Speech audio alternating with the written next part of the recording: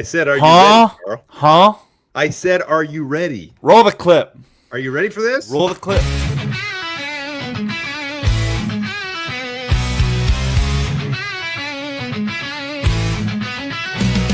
Like flash, cold grinding, winds blowing tough. Chicago nights burn the grid on rough. Animation roars with the fire inside. Passion-filled strikes breaking truth through the tide. Bear down, rise up, feel the thunder rolling. Bear's pride from the heart, no one's controlling. Claw your way through the roar of the crowd. Bear down, sports making Chicago proud.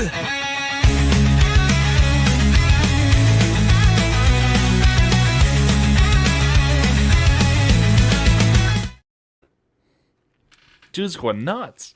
Dude, that's hype, man. That is hype. Then we got the short one here. I got to do it real quick. Bear down, sports making Chicago proud.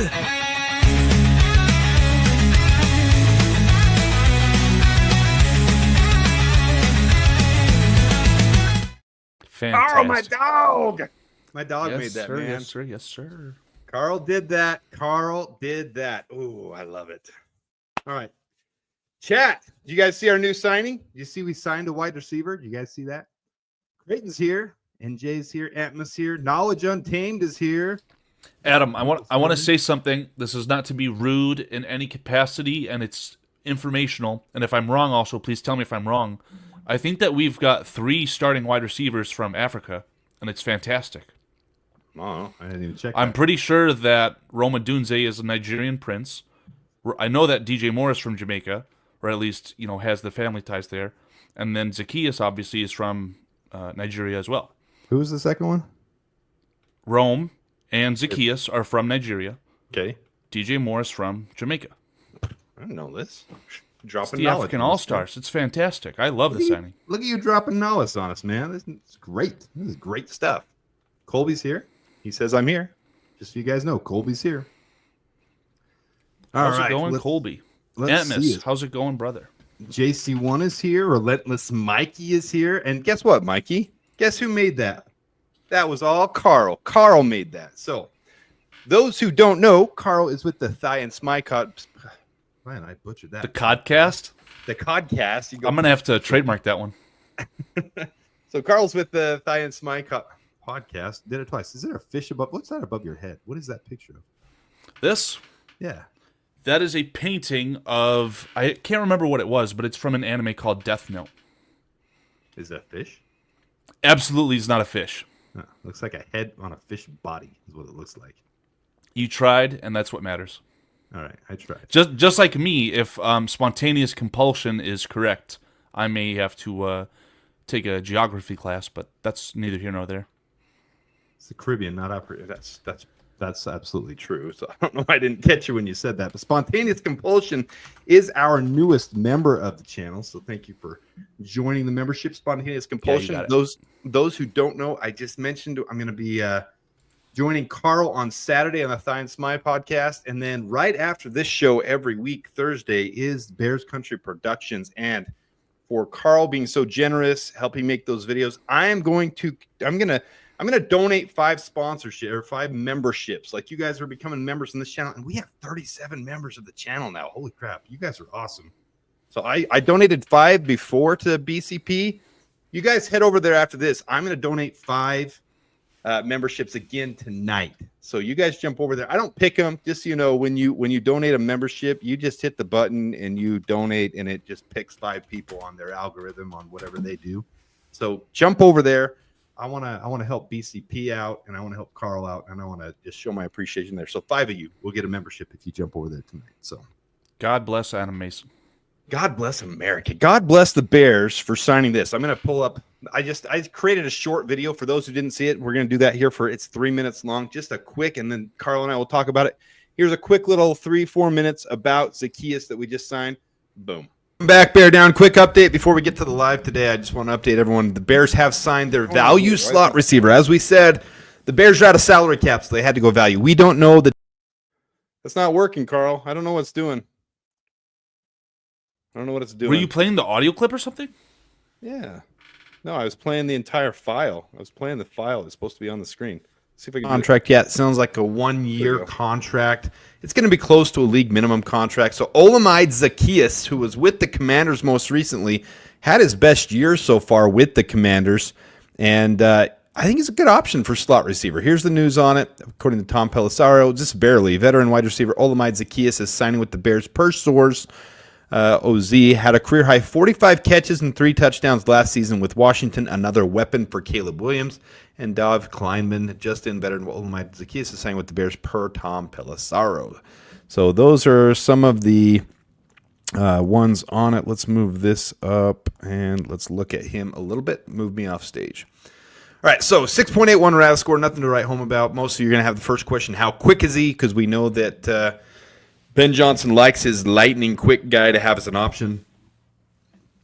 4.49 speed there, so nothing pops off the page except that he's a great value at the slot position. So lines up 50 to 60% of the time in the slot. This last year was his biggest year. You see there 52 receptions, 551 yards, 169 the year before with Philadelphia. Atlanta on his rookie contract. He was an undrafted free agent. 533, 406 out of Virginia, by the way, and 274. One thing that pops out, he's got good blocking grades. So his pass blocking grades are really decent as we run screens, as we do different things with that. Hasn't had a lot of drops, but not the best drop as well. So he's got some things with the ball, but contested catch, you guys know I love that contested catch rating. So to me, this is just a value signing, filling in the slot, so that way we can focus on tight end 2 and focus on one more receiver in the draft, because we needed 2 more receivers, and we knew we were going to go cheap with one of them. Now we can focus on best player available when it drops in the draft, not have to focus on getting 2 of them. I don't think this is something to be super excited about, but the fact that he had one of his better years last year and that he's a good blocking receiver who's willing to put his body out there at only 5'8", 193 shows that he's a guy that we can probably depend on. Contested catches are off the chart every year, 50%, 40%, 40%, 42, 60, and that's above average for league average, those that are wondering, and his NFL pass rating is decent when targeted as well. So I'm sure Ben Johnson had his fingers in on this one. This will be a quick update because this isn't a blow your socks off signing, but it's rounding out the rest of the roster for us. And of course, this is just according to the opinion of Adam where people would fall on the depth chart, but I put him right here. Wide receiver 5 would be maybe even wide receiver 4 ahead of Tyler Scott on this roster. But now we only have 2 needs on our receiving tight end. All right, we'll end that thing. Where are you, Karl? Karl, why won't you stay on stage, man? Why won't you? I need a producer. Unbelievable. All right, Karl, what's your initial thoughts on Zacchaeus, our newest member of the Bears? I actually disagree. I think that you could deploy him as a wide receiver 3, whether it be in the slot or on the outside and have someone else be the slot. It wouldn't matter. I think that's totally fine. Assuming that Tyler Scott makes the roster and is wide receiver 4, then you're looking for maybe even a project at wide receiver 5, whether that's a Pat Bryant in round 5 or 6. So I don't think that we need to go out and break our backs to go get a wide receiver 3. I think that the top 3 of a Dunze, DJ Moore, and Zacchaeus is totally fine.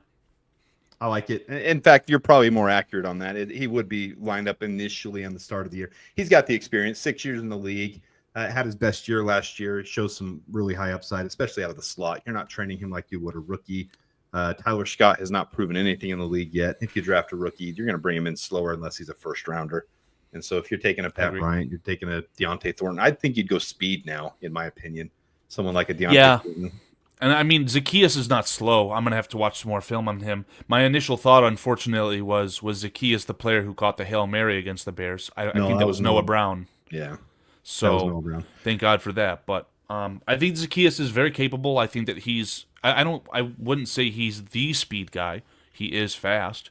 But they said he had a 4.49 speed, and I just watched some quick highlights before we came on here. All I did is watch highlights. He wasn't big on my radar. I think anybody saying he would be lying a little bit, but I just watched some quick highlights, and I did see some good breaks. I saw him plant his foot really well in breaks, so that would be good at the slot position. Get open real quick for Caleb. So yeah, Memphis Showboat fan says, as a member of Fly Eagles Fly, Zacchaeus is mid. Well, hopefully Zacchaeus having a quarterback who can, surpass the first read maybe that'll make Zacchaeus look a little bit better. So Let's see what his. Let's try and pull this back up. Real quick. the old PFF. The old PFF on Zacchaeus, what I just barely had. So Philadelphia, probably his worst season. I mean, if you're looking at that. So yeah, he was mid with Philadelphia. You see that? This I can't have the pointer because we're on. This is called StreamYard, who just ripped me off. You're referring to the offensive grade right next to the touchdowns. Well, and you look at yards. Look right below his name, going straight down the yards per season. 551, 169 with Philadelphia, 533 with Atlanta, 406 with Atlanta. So of the last 4 years, that year in Philadelphia was by far his weakest. He got targeted 19 times, which is the second lowest. His rookie year was the only other and he was an undrafted free agent, which says a lot for him. He's worked his way in the league.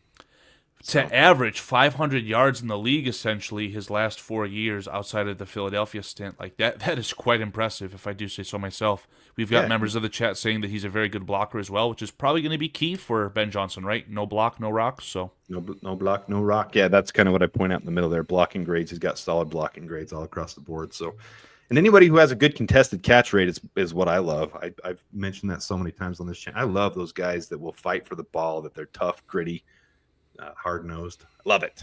So I'm hoping Ben Johnson doesn't put the wide receivers in a position where they have to make too many contested catches, right? We want them butt naked open in a 14-yard dig route, but Ben Johnson loves it. Yeah. Did you see this from the press conference? Unbelievable. I love it. Here's the audio file from today. This is my favorite part of the audio from Ben Johnson today. Along those same lines, when you look at the entirety of the offensive line that's coming together here, a lot of new pieces in place. How do you as coaches and your coaching staff, you as the head coach, make that transition easy for them, make the gelling process easier on them? It shouldn't be easy. This should be hard. The spring should be hard. Training camp should be hard. Anything worth doing is hard. So it's going to take a lot of work. It's going to take a lot of effort. In particular, year one, we should not be comfortable. As we're coming into the springtime, we're going to load these guys up. We're going to see what they can handle. We're going to fail, and that's okay. That's part of how you learn and how you grow and you get better. And so we're going to encourage that as a coaching staff. So nothing about this is about making it easier. So, yeah, it's going to be fun. Ryan, look at that cheesy smile at the end. He's like, I love the facial reactions of Ben Johnson. Like, that's why I put this picture up there. You know what 3 months would do to a man. He's as opposed to Eberflus, who is very reserved and downright timid at times. It felt like so, and almost fake. I mean, I hate to say that, but looking back, it's almost like he was just fake to us. Like, yes, Ben Johnson is like, I don't give a crap if you guys see how mean and nasty I am. I'm not going to put up with crap. And that response right there was the most genuine thing you could possibly say in a press conference. I don't want to make it easy. Like, it's supposed to be hard. So, and not to dwell on Eberflus, but like the things that I've seen from him as a defensive coordinator, as far as the way he coaches, it feels like he's kind of a nasty, angry type of guy as well, right? So it almost felt like being a head coach was just too big for him. He was trying to put up a charade to fit, what he felt was the mold for a Chicago Bears head coach, and obviously he failed. I wish him the best of luck in Dallas, but I think we got a real one at him. Yeah, I don't think he was ready. I don't think he was ready to be a head coach. Correct. But I think you're right. I think we do have a real one. I think Ben Johnson screams everything about not just talking, but showing up and doing it the right way. I think the players already respect him like crazy. And absolutely. I mean, just the way that Amon-Ra St. Brown talks about him. Yeah. It sounds negative. It sounds nasty, but I think it comes out of a place of respect, man. Yeah, 100%.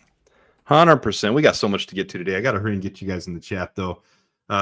Mention some of you guys in here. There's a lot of members. We got 37 members of the channel now, guys, and that to me is blows my mind. This thing's trying to grow. As you saw, Karl just made me a new intro video. Those who didn't hear, go over to BCP after this. I'm going to give away 5 memberships to BCP for Karl being so awesome. We'll do that sporadically here and there. And the membership does include some members-only content for you guys who may be interested in that type of stuff. So definitely worth it if you get it for free. It would be very gracious of Adam to do that. And if that comes to fruition for yourselves listening to us right now, take advantage of it. Boom. And if you guys haven't subscribed to Karl by now, he's growing, man. And if you haven't seen on here, Karl is someone that I vibe really well with because he freaking knows what he's talking about. He's respectful. He gets into the nuts and bolts. I like Karl a lot, if you can't tell. So we're having this 11-part series. This is week 6 of 11. So week 6 of 11. Why are you still on the stage, Ben? Get out of here. All right. So this is part 6 of 11.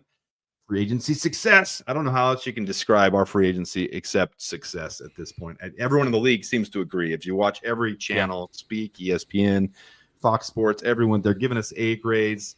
They're saying that we're rocking it. Obviously, none of it matters until we get to the season and put it on the field. But I love that this team and all the players are saying that same thing. Like they want to get to work and they want to prove it and they want to get it all together. So I'm loving it.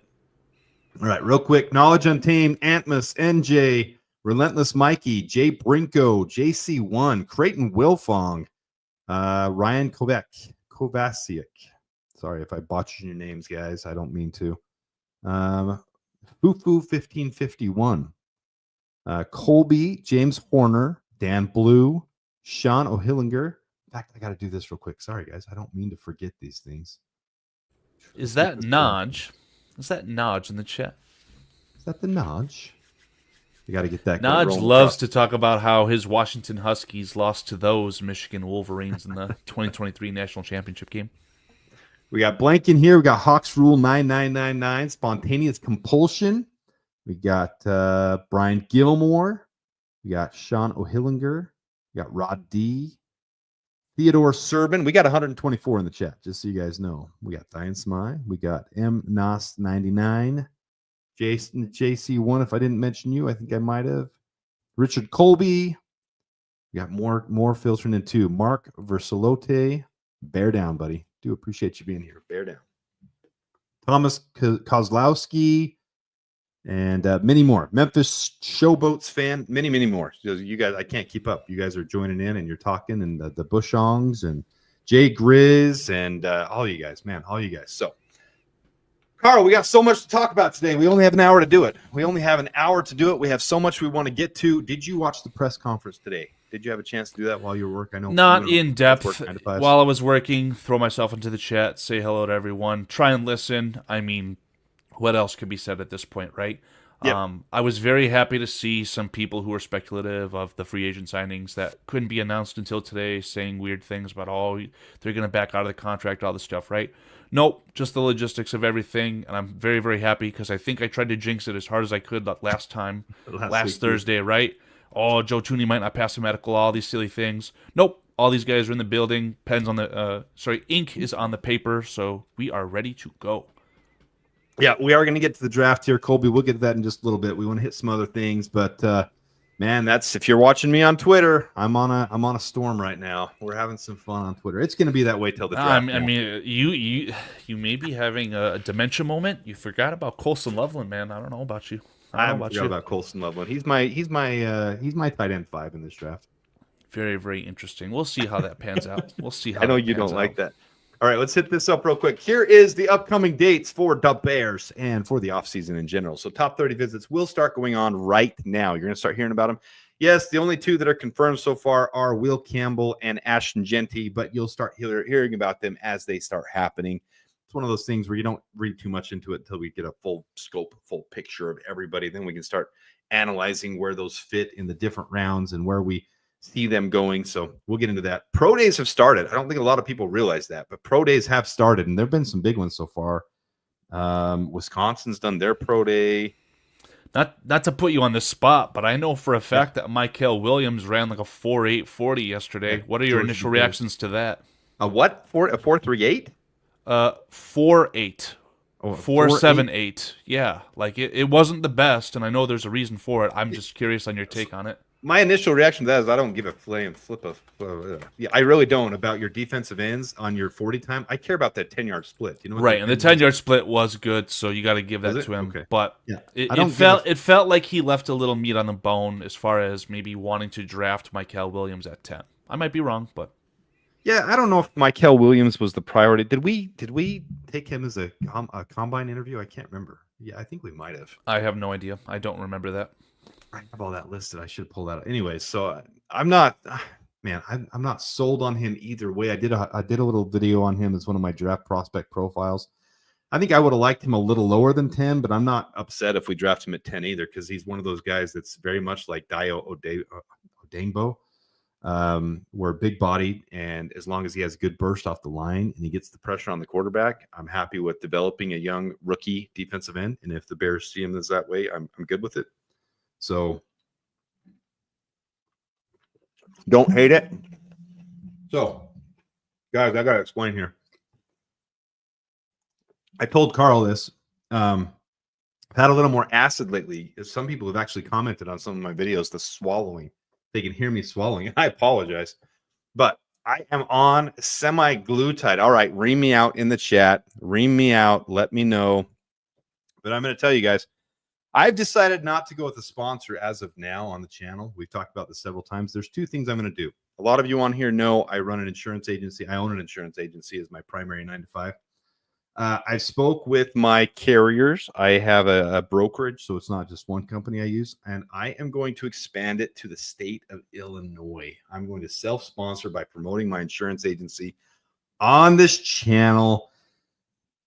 Little gutsy move, but I'm going to do that. And I've got a buddy who's a doctor, who's a very well-known and renowned doctor who every doctor is their side gig, sells semi-glutide. He has knocked his prices down, and he's going to do a sponsorship with me on here. And those who know about semi-glutide, do research before you do it. Make sure you're informed on it. Make sure you're a gyno. That was funny, Atmos. Gyno. He's a well-known gyno. I fucking love Atmos. He's a nearsighted gynecologist, by the way. So I'm going to self-promote my insurance agency, and I'm going to promote as I get the results of it. As you guys see me hopefully trim down a little bit, because I'm a little bit of I'm a bear. I'm a chubby bear. I'm a polar bear. Not that kind of Karl. Where's Karl? Remove Karl from the stage. So yeah, car, home, life insurance, your primary types of P&C insurance. So that's my primary gig. That's what I do right now. I'm not promoting it yet, but I'm going to start promoting it. So if you do want to quote, I'll have the advertisement on here soon, and you guys just give it a call, send me an email, blah, blah, blah, and that's what I'm going to self-promote. So the Thy Smi podcast is not affiliated with any Adam Masonite exclusives. I like it. So, all right, Karl, let's get back into this. So big moves going on. There was the one. Let's go here. Annual league meetings will be on March 30th. Between then is the pro days. You mentioned George's. So George's has happened. They'll all be coming up the next couple of days. You'll see Ryan Poles and company at some of those major ones. Pretty sure Michigan's pro day has not occurred yet. Most of them have. I think there's March only 13th. been like 7 or 8 so far that have. And Maybe I think I'm wrong. the last one, Maybe I'm wrong. of all schools, I think the last one is like Sacramento State is the very last one on April 1st to do a pro day, which, what's his name? Is it Slater? Jackson Slater, that interior offensive lineman. He's pretty much the only thing to see from Jackson State. Or Sacramento State, not Jackson State. Sacramento State, I think, is the last one.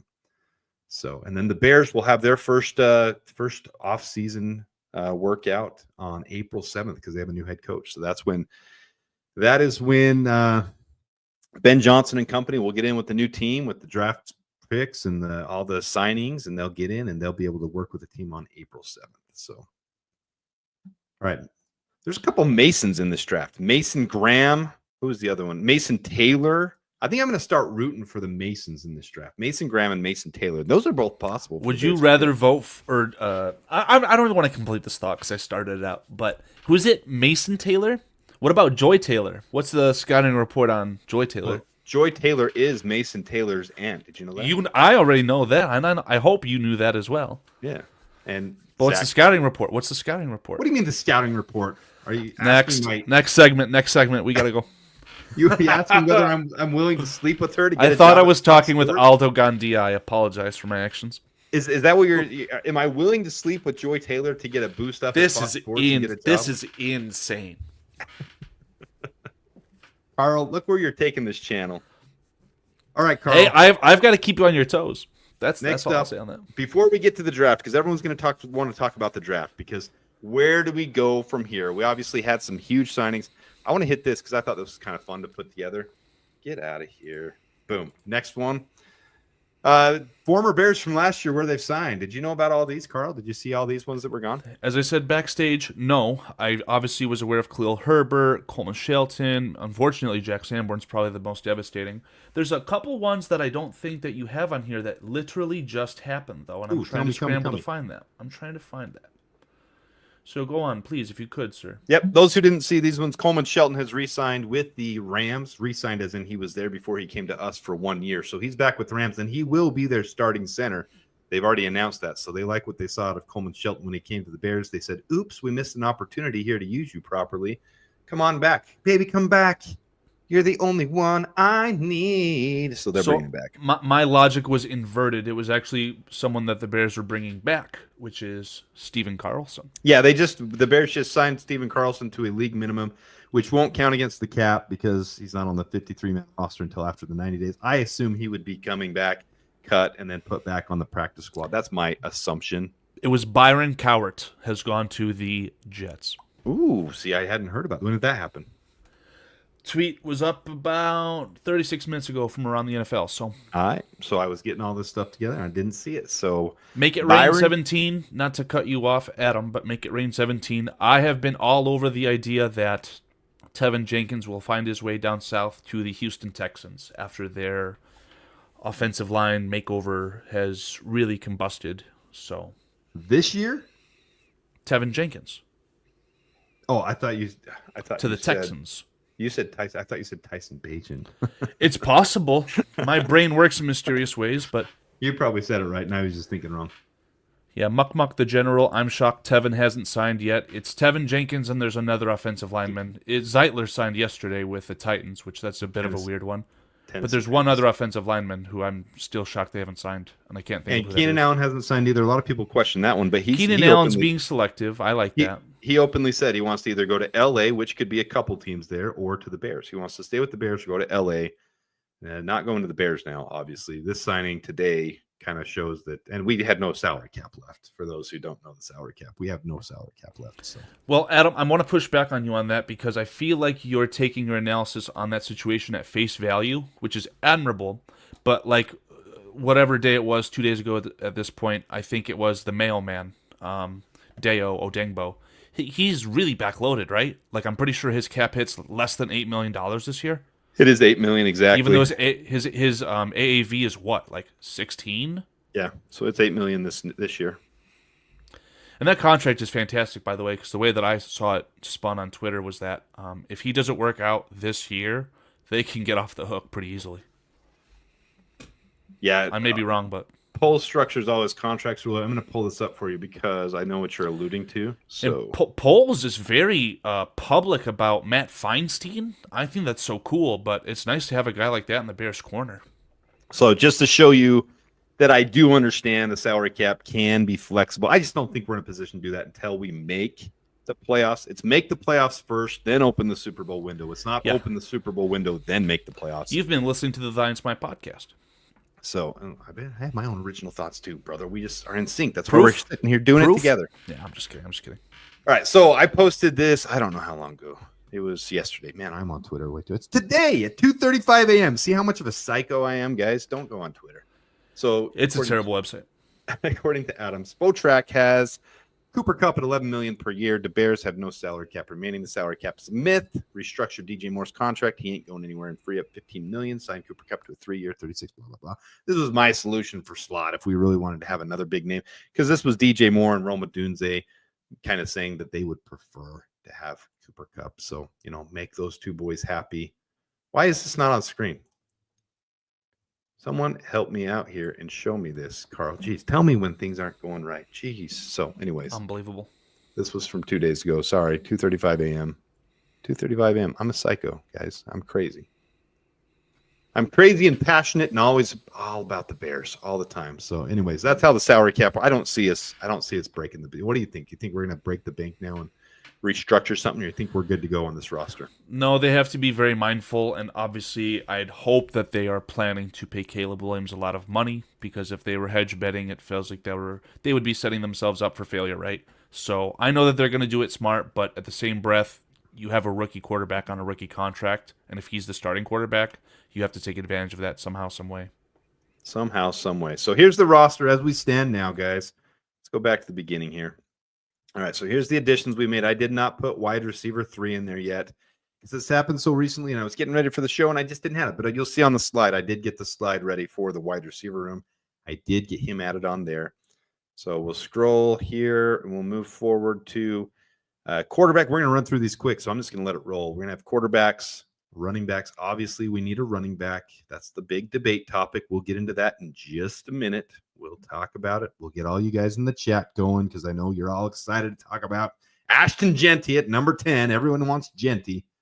Everyone wants Genty. Get to the offensive line. Offensive line's looking good, but same issue as last year. Guys, you guys talked about how depth was our biggest issue, right? We had a good starting rotation. I didn't say great. This is a great starting rotation. These 5 are great. There's a difference. Good last year, great this year. So this is a great starting rotation. But if one of these boys goes down, we got a paddle situation. We got an issue. So there needs to be some help in the draft for sure. And there's 3 spots that need to be filled. So I see that happening. So don't forget that when you're looking at picks 10, 39, 41, and 72, where your premium picks are. Don't forget that's important. When we get to the draft topic, I'm going to make Ant Miss a very unhappy man, but please continue. What do you say? I'm going tight end at 10. I'm okay with that. All right, and here's your wide receivers tight end. You see I have Olamide Zaccheaus in there now. I probably should move him up. I'm excited about a draft pick. That's mostly why I left that wide receiver. And we don't know the contract details on Zaccheaus, right? So I think that once we see the contract details, as long as Zaccheaus is making more than $1 million a year, he's probably going to be your slot receiver. Well, he's going to be close to a league minimum contract, though. My guess would he be close to $2 million a year. I think it's a 1-year contract is what we signed. There were some contracts signed yesterday for wide receivers where it was like, wow, the number's that low. So you're probably not wrong, but I would love to see the details, I guess, before we know exactly where to pigeonhole him. And we don't know yet. So here's the defensive line, and my goodness, I'm impressed. I'm impressed with Poles. I really am. I'm impressed with him. I don't think Chris Williams stays on the roster. I don't think that happens anymore after the recent moves. And this defensive line in the draft is so quality. I think we have to pick up another defensive tackle and defensive end. That's just the opinion of Adam. I think Karl's kind of on the same line there. I've got a graphic I'm ready to share when we start talking about the draft, and it may surprise you, but hopefully it doesn't. I would push back on this graphic on the screen too. I mean, you're suggesting that Gervon is the nose, but I saw a statistic that Grady Jarrett had a very high success rate against 2-man block schemes where he would essentially be the pseudo nose tackle. So I think right now you can move them in several different positions on this line. I think we need to pick up one more to rotate in, but Gervon Dexter, Grady Jarrett would be starting 1-2. Gervon obviously is a slower off the snap guy. His natural position was at nose. And for those that kick back on that, we don't have nose on a 4-3. I get that. You're not lined over the center every time. So it's more called a 1-tech where you're on the inside shoulder of the guard. We're just talking about a run stuffer. So when we say nose tackle, we're talking about a run stuffer that can plug holes and clog things up and get pressure and move the line of scrimmage back into the quarterback's lap. That's what we're talking about with a nose. So don't get stuck on the semantics. And let me spin it one more time as far as the rotation. I've been a big fan when I try and do the NFL Ski Show on Tuesdays. I try and take a step back and look at everything. It's always through a Bears lens, but I see kind of other teams. And when I look at the Buffalo Bills, they had this NASCAR package that really impressed me when they are trying to sack the quarterback on obvious passing downs, right? So imagine a NASCAR package, a front four, essentially in any position where you want, right? Of Montez Sweat, Gervon Dexter, Deo Odengbo, and Austin Booker. Those 4 cats, however you want to spin where they're at, I feel like that would be a really good NASCAR pass rush as things stand on paper right now. I don't think Austin Booker's proved anything yet, man. But the motor and Odengbo has I've seen highlights of Odengbo, getting sacks essentially from 3 technique. Gervon Dexter is not a nose tackle by trait, but in an obvious passing situation, it feels like that wouldn't be a bad position for him. But you're saying Gervon and Montez Sweat could play 3 technique as well. He's literally done it last year. But you're saying Gervon Dexter over Grady Jarrett for your NASCAR package? NASCAR package meaning quick off the line. Well, you probably want Grady Jarrett on the field, admittedly. I hear you. But if he is quicker off the snap than Gervon, too. I think that's still Gervon's weakness, is he's not the quickest off the snap. Definitely. Yeah. definitely. But yeah, Grady Jarrett, I mean, I would expect a lot of him on first and second down, so that's where the idea is coming from, right? You could see a lot of time where Grady Jarrett and Andrew Billings are the starting interior defensive linemen, but Gervon Dexter plays the most amount of snap percentage of the entire three. Hey, nobody give Karl crap about saying Gervon, because I did this. Those who remember, I struggle with names forever. I'm going to kick the Dio one quick, because I used to call him Dio, and it's Dio Odengbo. I kicked it already. We're good. But I called Gervon the wrong thing forever too. So anyways. So no, correct. I want to fix that. The source, is it Gervon? Gervon Dexter, yeah. Done. I did it forever, man. I struggle with the semantics of some names. It doesn't mean I don't know the player and don't know their stuff. But what do you think about Dominic Robinson? Do you think he's big? He had a better year last year. For those who don't know, his pass rush win rate was significantly better last year. He saw no time on the field. Do they like this big body Dominic Robinson? Give him one more shot, or do you think he's going to be a casualty? All I'll say is that if anyone would be able to get anything out of Dominic Robinson, I would hope that it would be this fantastic coaching staff, spearheaded on the defensive end by Dennis Allen, right? Yeah. So let's do it. Give him a shot. I wanted him cut last year. He's still here, so let's see what he's got. Hey, and that was me with Elijah Hicks before last year, and you were pounding the table, and I said, dude, he's a bum. He's a bum, and he proved me wrong last year. So I like being wrong, because I'm not wrong very often. So amazing. It is amazing. No, I'm wrong just like everybody else. So all right, defensive line. Now we move to the linebackers, nickel backs. And guys, I realize some people on and I just lost my train of thought on Twitter. When I show my cornerback screen, they're like, why don't you have on there the nickel backs? Why are you leaving Kyler Gordon off? Because I leave these guys in the box together on the same screen. I put them in the same area because I like the way they are. So we have one more need for linebacker. We'll get to the last one because we had Samo just show up. Those who didn't know, Samo's joining us today. And so we need one more cornerback. I still think Jalen Jones is a good option for that. So there's the update of the roster. And now I got to move this off screen because Samo, where you at? It's not showing you. Where's the camera? Where's Samo? Remove. Try it again. Add to stage. Why isn't it working? Hello, Samo. I was going to ask, do you see Samo in the behind the stage? Yeah, I see him down below. Samo, can you hear me? Can Samo turn his camera off and turn it back on? Yeah, I'm not able to hear him. Maybe it's frozen. Because down below the picture of him is frozen. We'll remove it. I'll send him a message on Twitter. See what happens. Brian Gilmore, you're a real one, man. Welcome into the stream. You've been here for a little while, but hello to you. Thank you for that, Brian. Give me 1 second while I send Samo a message. Notorious TBG, thank you very, very much. I'll be very blunt on live on camera here. I saw the intro that Adam tried to compile himself a couple days ago, and it upset me. So okay, so I got to show it now. Okay, so where was the comment you got from that one? What do you mean? Oh, it was Notorious. He just said like the work that you did. I can't remember if I saw another one. I think he's just talking about you in general, doing your awesome work. Oh, well, I appreciate it either way, but fact of the matter is that I'm hoping that intro does you well because I enjoyed creating it. Big changes coming to the channel. I already told Karl. I talked to Karl a lot about these things. I'm planning on getting a new rig, a new camera, new stuff going on, new microphone. I'm planning on upgrading, making the channel grow. Guys, you guys have been phenomenal. 10,500 subs now. This is bizarre. What are you laughing at, Karl? Notorious, just laying it on hot and heavy. Nah, I'm talking about the intro. That's awesome. Perfect. That's awesome. They don't like your work. All right, so I can't blame them. Guys, I am very amateur at graphics and design, but I'm telling you, this is actually a big step up for me to actually do what I've done. The graphics I do on my channel, it's a huge change. I'm not an IT guy, so the graphics I've got there, big for me. I showed Karl this, and I said, "Hey, how do you like my new intro?" He said, "Nah, bro, no. You put A+ analysis together, you put A+ content together for the Bears, but your intro sucked." So I'm going to show you guys. It only made it to one video, and then Karl said, "Nah, Here you go. We're gonna do this. So here's the intro I put together. Can you hear me, Adam? Like, when you have your camera here, are you manually dragging it? Are you manually dragging the camera?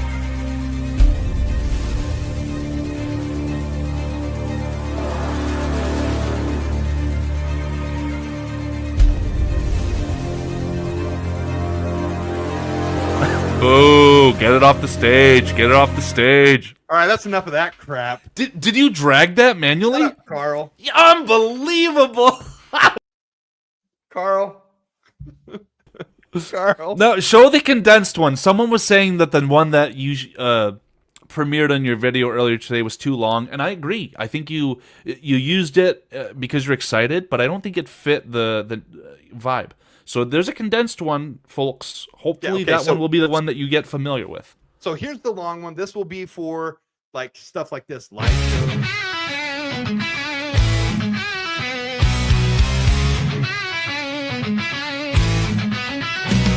Like flash, cold grinding, winds blowing tough. Chicago nights burn the grid on rough. Animation roars with the fire inside. Passion-filled strikes breaking through the tide. Bear down, rise up, feel the thunder rolling. Bear's pride from the heart, no one's controlling. Claw your way through the roar of the crowd. Bear down, sports making Chicago proud.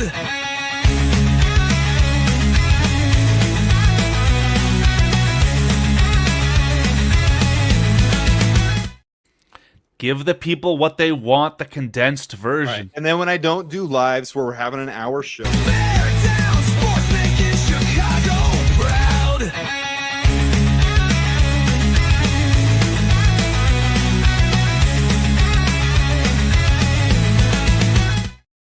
there we go. So, all right, Carl, we're having too much fun here. Yeah, it was too long, bro. The Bushongs, that's a monster Yeah. compliment. I love that. Worst to first. Let's go. Hey, I'm not denying my limitations, guys. I understand what I'm good at, what I'm not good at, and I'm not good Well, at the graphic stuff. G triple D vibes. Condensed is better. There's different use cases, right? Let's be transparent. Full transparency mode, okay?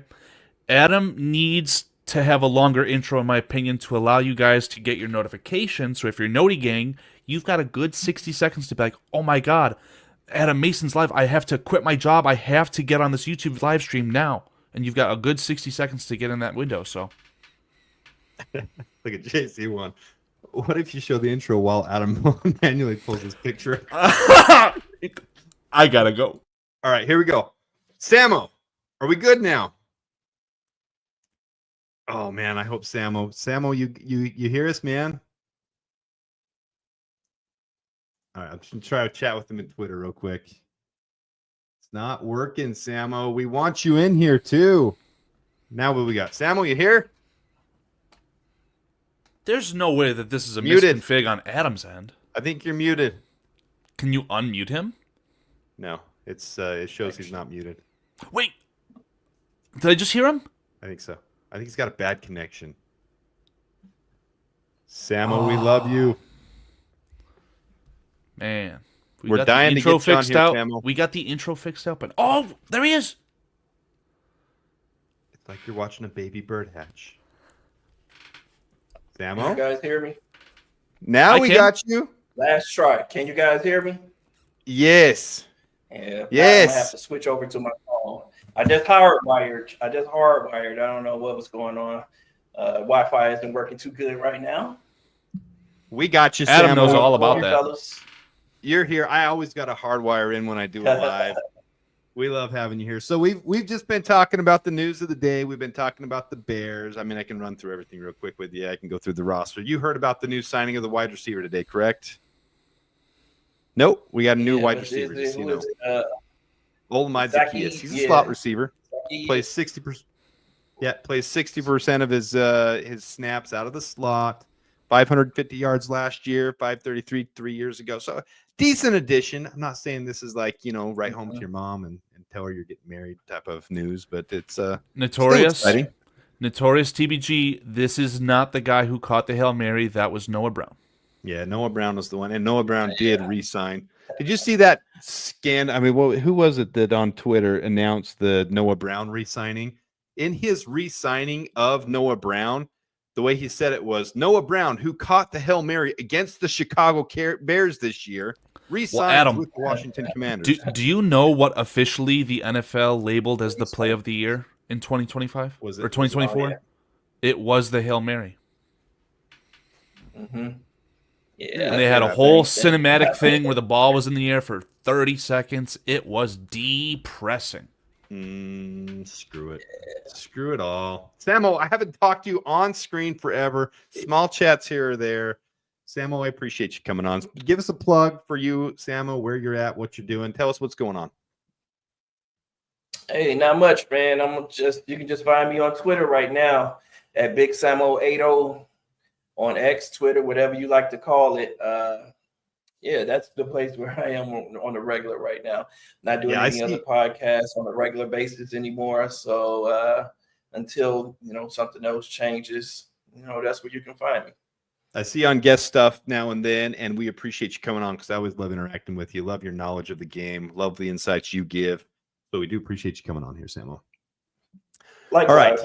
I mean, we don't always see things the same, but we all want to arrive at the same place at the end, and none of us are always right. So Amen. That's the one comment.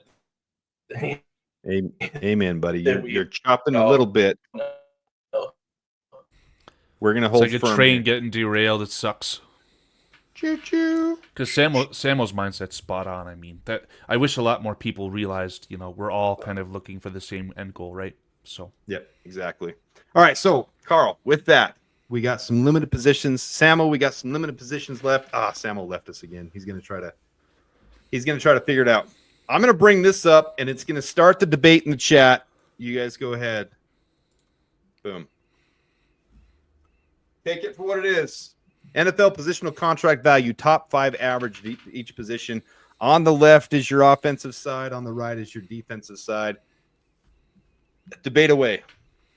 Well, I don't know if this is your handiwork. If it is, obviously great job. But top 5 might not tell the full story because I was seeing things, some sort of graphic yesterday where it essentially indicated that, like, the center, right? The center's a good one that hits real close to home for Bears fans. Because right now the Chicago Bears have the second highest paid center in terms of average annual value in the entire NFL, right? But the parity between the top guys in the market for center and like the next tier, like it's such a huge discrepancy there. So I would have rather seen a top 10 average, and I feel like that might have told a better story. But overall... Go ahead. Same thing at running back too. Saquon Barkley, Christian McCaffrey. Exactly. I think running back is the most, big discrepancy there. We got Samo on his phone. I think this will work better, Samo. Samo's back. So, yeah, but it still gives you an idea of what's going on here with each position. Obviously, quarterback's the highest paid position in the league. Wide receiver right up there with them. Edge right up there with them. Those are the 3 highest paid positions in the league. Defensive tackle making its way up. Cornerback making its way up. Interior offensive line now creeping up a little bit. When we don't have depth, makes you wonder, is it really – I mean, the 2 things you're hearing right now is Ashton Jeanty, Tyler Warren, and I can give arguments for both and against both. Well, when we want to talk about who to draft specifically, I've got a fun little graphic that I made last night because I couldn't sleep. It might be worth sharing, but – yeah, pop it up. You were up at 2:35 like I was then? Like 1 o'clock. So for this one, I'm referencing Maslow's hierarchy of needs. Uh-oh. Samo, you might want to turn the volume down too. Yeah, you got some reverb coming on, man. Can't tell if I'm proud or embarrassed of this graphic, Adam. We're going to remove Samo just for a minute until he gets it sorted out. Genuinely can't tell if I'm embarrassed or proud of this one. All right, hold on 1 second. I got to remove this one and put on your new one you just added on. Add to stage. Now we're So going to add again, Samo. it's satirical, it's half joking, but in a sense, when we're looking at the needs, right? A basic need for Karl of the Thy Smi podcast in regards to the Chicago Bears 2025 draft plans. Basically, I need one of the Michigan Big Three. Has to be Mason Graham, Kenneth Grant, Walter Nolan. If it's not one of those three big guys, we need to come away with a starting running back. And ideally, that would come with our first pick in the second round. We'd be playing with house money as far as Carolina's pick, right? But it's all trenches still focused, right? We need a Montez Sweat successor, in my opinion. You're probably not going to get Abdul Carter, and I don't know if there's another edge rusher at that point who's far and away going to blow your socks off. You do need a 2026 left tackle, but are you taking a tackle at 10? Do you have the gall to take Josh Simmons at 10 and redshirt him an entire year? You could. Ben Johnson is signaling to me that he might be interested in that. But you need to focus on the trenches and get yourself a starting running back before we even talk about, a tight end number 2. If Tyler Warren's there at 10, I'd rather take one of the running backs. I'm sorry. All right, so here's the big thing with this. You're looking at you're going off Maslow here, and you're saying basic needs. The value of a running back compared to every other position in the league is the lowest. It's the lowest. Right. So if you're saying it's a need to have running back this high in a class where there's 20 running backs projected to be taken before the end of the 5th round, you need a starting running back. All right. Well, there's my justification here is that you just acquired a center. Again, our center is currently the second highest paid center in the NFL on an average annual value basis, right? That center excels at outside zone. So we need to pair that with an elite running game that we can utilize in the outside zone and get the most out of it. And my justification here is what happened when the Lions traded up to get Jahmyr Gibbs. We wrote that team off and started thinking about how the Lions would have to be drafting first overall in the following year because of how big of a mistake they made. All they did was draft the third best running back in the NFL and propel Jared Goff into the MVP consideration. So I do think it's a need. We've got a small sample size on that. Why don't we look at quarterback or running backs who have been consistently through their first contract? Why don't we look at this real quick? So this is something I just posted to Twitter not long ago. No, notorious. That's not incorrect to my understanding. I'm pretty sure they traded down and then traded back up to acquire Jahmyr Gibbs. Yeah, I can't remember it exactly. They didn't draft him at 6. They drafted him at 12. They traded down from 6 and traded back up to 12. So they still got him at 12. 10, 12, tomato. So here's your running backs being worth their first-round draft spot at the end of their rookie contract. And most of these are at the end of the first round. Just, Leonard Fournette was not. But these are the ones that were worth their draft position after their first contract. See all the X's? There's more misses on first-round running backs than there are hits. Todd Gurley wasn't a miss. On his rookie contract, he was a miss. He then became, and he had a 6-season career. And he only played 2 seasons after his rookie contract. Right, but that running game, again, propelled Jared Goff to a Super Bowl. Yeah, but it wasn't the only reason they ran to a Super Bowl, and he wasn't on some godly numbers where he was worth a first-rounder. The remock of him would be worth a second or third rounder, and even then he was taken where was Gurley taken? Was he at late first round? I don't remember. He felt like a mid-pick in the teens. So is it really worth? Samo, can you hear us? I hear you guys, man. Okay. And this is the dilemma everyone is talking about right now. What to do now with the 10th overall pick. And I've found myself, going back and forth. I looked at tight ends today to look at Warren again and to see if he was worth that 10th pick. And to me, I honestly felt like he's not. I'm like, I don't think that he's not head and shoulders above a Mason Taylor, who I think I really like better than him, to be honest. And I like Elijah Royal a little bit better as an athlete at tight end. So running back, because this running back class is so deep, I just have a hard time biting the pill and saying, yeah, let's just go with Ashton Genty, because I don't know if he's going to be the best. Ask yourself this: do you really think that Ashton Genty is going to be the best, that much better than one of these other running backs that you pick later, like a Quinshon Judkins, who I think who was underutilized at Ohio State or something like that, or even Travion Henderson. Man, I think that if we get the perfect fit is what's most important, as opposed to just going after a guy because everyone says that he's this blue chip player that everyone just wants to nominate him as being because he was a Heisman candidate and because this draft class is so weak.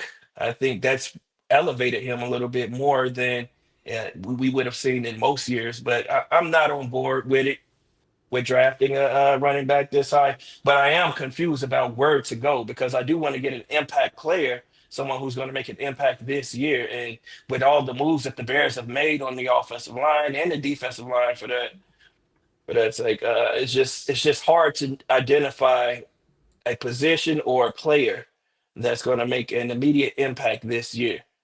Yeah, And here's Samo, you don't necessarily need an immediate impact player if you're trying to build this thing up for the long term. But the question I had for you, Samo, is do you feel like we need to come away in the 2025 draft with a starting running back number one?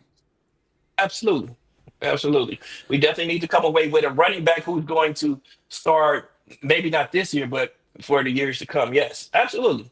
Maybe Well, not this year. if you're going to draft a running back, I feel like the tread on the tires is already starting to run down, just nature of the beast, right? Like, I feel like if you draft a running back, they're going to have to start if you're going to draft one high enough, right?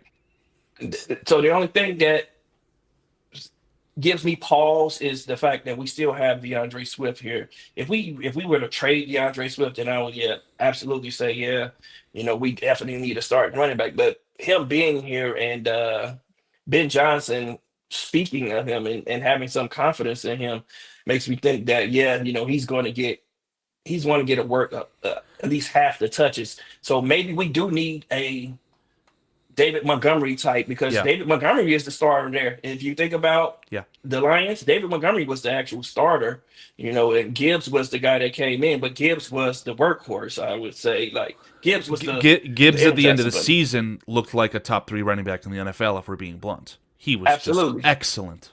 Absolutely. Well, that's a really important point you're talking about there, Samuel, because if we are really focused on DeAndre Swift still on this team, we're not trading him away. What we really need is someone to complement him. Exactly. So correct. When you throw out certain players, it's knee-jerk reaction now with how special this running back class is, because there's a lot of really good running backs in this class. It's not just one or two. I mean, 0 running backs last year in the first round taken, 2 the year before that, 0 the year before that, 2 the year before that. So there's some really good running backs. When you throw out a name like Cam Scatteraboo, what's your knee-jerk reaction when you hear that? Karl, what's your knee-jerk reaction? Damaged goods, and you can't rely on him to be your bell cow. Okay. Samuel, what's your knee-jerk reaction? It's a hammer. That dude is a hammer, and that's what we need on this team. That dude is a hammer. I think we have our lightning. We need some thunder, and I think that guy he's a great compliment to a DeAndre Swift. If you think about it, he's not an Ashton Genty, right? Are we all in agreement on that? He's not an Omarion. He's definitely not. Definitely not. He's not a Travion Henderson. He's not a Caleb Johnson. He's not that guy that's at the very top. But if we're keeping DeAndre Swift, just like you said, I don't know if there's even more than Ashton Genty, and I'm putting myself out there with this one. Cam Scatteraboo might have the best contact balance that can fall forward and get you 7 yards in this draft. Now, is he going to have breakaway 70-yard runs? No, he's slow as dirt. He'll get caught. I mean, he might have a 15-yard run, and linebacker's going to chase him down and tackle him and pull his pants off and, give him a wedgie because he's so slow he can do all that in one fell motion. But to team up with DeAndre Swift, just what you're saying, Samo, maybe that's what the Bears need to do. Now, Cam Scatteraboo. Let me play devil's advocate. Everyone said that Roschon Johnson was a great compliment to DeAndre Swift last year. So we thought he would be. But is Roschon Johnson Cam Scatteraboo? I mean, do you really see Roschon Johnson as a Cam Scatteraboo? Do you see that? There's probably more upside with Scatteraboo, but again, damaged goods, you can't take the guy too high. Well, then you're not going to take Ashton Genty too high. He's got damaged goods. I've never advocated for Genty at 10. If anything, I've advocated for Omarion Hampton at 10. But essentially, the question I wanted to follow up to Samuel with is we need a starting running back. there could be a run on running backs at the end of the first round, start of the second round. Again, key ones that come to mind. The Vikings need a running back now that they've invested heavily in the trenches. Steelers need to replace Najee Harris. Chip Kelly, the former play caller for Ohio State, is now the exact same title for the Raiders. They're going to take one of those. Houston needs a running back more than anybody in this draft. You're probably Kansas well. City's Houston has whatever his name, Joe Mixon. I feel like they would prioritize the trenches. That's why I've always said Tyler Booker won't get past the Texans. But essentially, you could be looking at, out of the big five, only Caleb Johnson being available at pick 39, and I don't know if I want to take Caleb Johnson at 39. So it can become an issue pretty fast if you don't attack it correctly. I would love to take Caleb Johnson at pick 39. Yeah, I wouldn't be sad about Caleb Johnson at 39, to be honest with you. And you're right, but you're absolutely right. Because these running backs are all there, and there is going to be a run at the end, and there's a need. Even the Bengals, and I can even see Kansas City falling in love with a player, Travion Henderson, because they love their speed. So they could fall in love with Travion Henderson and pick him at the end of the first round. So if I they can work see their it. magic to get a left tackle, I hear your point though, Samuel. Yeah, You know if they what's- work their magic, which they always seem to.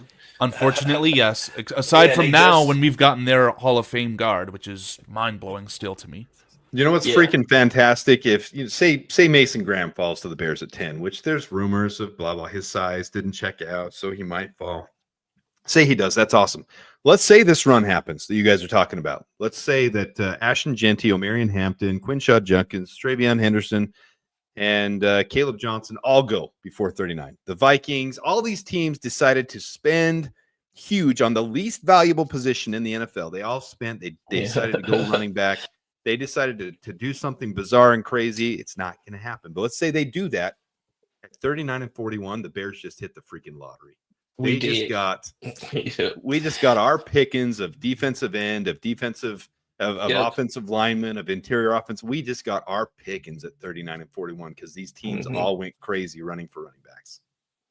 And then You're there's not wrong. still running backs that are available later. I like the Virginia Tech Tooken guy. He reminds me of Jameer Gibbs a lot. I like the SMU running back. What's his name? I can't think of his name right now, but I like him a lot. Smaller guy, but Who's the kid from the he's UCF, Samo? Is it CJ Harvey? RJ Harvey. RJ Harvey. I highlighted a long He's time ago. essentially I my love draft. RJ Harvey. He's my draft crush, and he's like the heir apparent to Swift. But I don't think that the Bears can afford to take that player, and I think that he'll go pretty high in the draft, all things considered. But I love that kid. Yep, he's good. So there's so many. You got Devin Neal from Kansas. Like there's so many good running backs in this class that you can afford to wait.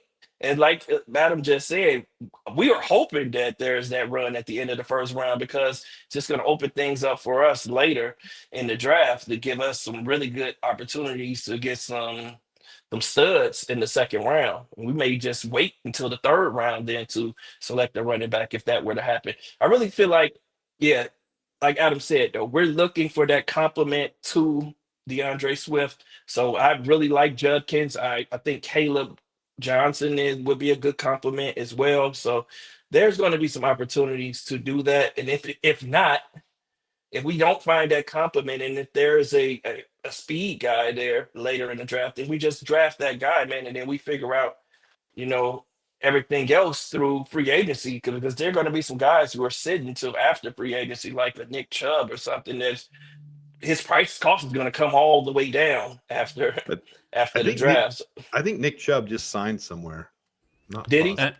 And because of how many running backs there are, like there's not going to be a team that needs a running back that drafts two of them, in my opinion. So you're going to have some guys that naturally or never would hit undrafted free agency that will just essentially be pushed out. Yep. So when I Another- keep talking about there being 20 draft picks that could impact teams, this is what I'm talking about, guys. Ashton Genty, O'Marion Hampton, Travion Henderson, Quinshaw Junkins, Caleb Johnson, and this is really the core five right there that everyone's talking about. That's why I had my hand up earlier. It's the big five, and that's the correct order. Yep. But I won't be upset at all if the Bears don't get one of them and they end up with a Bayshul Tutton and our Cameron Scadaboo that complements DeAndre Swift really well, or Ollie Gordon or Devin Neal. Our or DJ resident Giddens Ollie or Gordon fan of the show. Yeah. Sam. God Sam's bless the his resident heart Ollie if we Gordon did fan. draft Ollie Gordon. But there's 5, 6, 7, 8, 9, 10, 11, 12, 13, 14. Damian Martinez has a ton of upside. Jaden Blue, Rashard Smith, not as high on Rashard Smith, Montague. that's what I was thinking. Raheem Sanders has some upside. Donovan Edwards has some issues, but can see some high upside. Jordan James. So you're talking 20 guys that are going to impact the team in this draft. So it's not like there's not options for the Bears. Yeah, I like that comment from Paul Rodriguez as well. Swift will be gone after 2025. I don't know what his 2026 cap hit is looking like, but I think that he's off the hook essentially, or we're off the hook for him after this year. With running back contracts and every other contract going up, I wouldn't be shocked if we keep DeAndre Swift for $9 million. It's not a crazy contract now, depending on how he does this year. He had almost 1,000 yards last year, and this new offense this year with Ben Johnson. Let's say we get Quinshon Judkins. Okay, let's say both he and DeAndre Swift get 1,000 yards together. They pull a David Montgomery and Jahmyr Gibbs together. I don't think $9 million is a high price to pay when they hit success together this year. We'll see how this year goes, though. Of course. Yep, absolutely right. I think that's what we're hoping for. We're hoping for them to have success so that we don't have to worry about it the next year. $9 million with the cap going to be inflated up the next year, and where the cap is going over the next couple of years. That's a good problem to have. You have two good backs who fit your system, and maybe you can still draft the running back next year late in the later rounds that you identify to replace him maybe after next season. And then we also have Ian Willer, who might emerge, after a year behind those two guys. So we have opportunity to, wait, fill the draft out, draft the perfect complement, and go from there. I don't think that drafting a running back at 10 is the smart thing to do, even though we've already established our offensive line. It's just still too high in this, especially with this draft class that the running backs that we're seeing. And we've gone an hour and 7 minutes, Adam. We haven't mentioned Eric Bieniemy. Could be the best running back coach in the entire NFL.